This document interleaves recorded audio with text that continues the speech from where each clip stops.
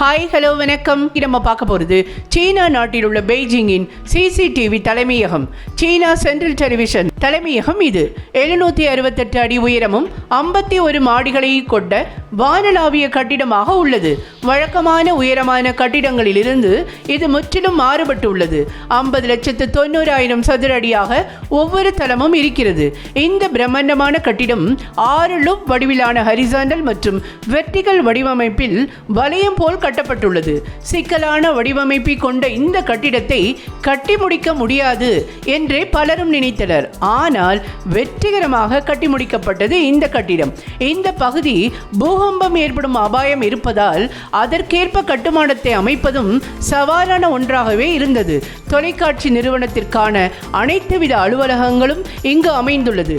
தற்போது இந்த கட்டிடம் சுற்றுலாவிலும் தனி இடத்தை பிடித்திருக்கிறது. நன்றி, வணக்கம்.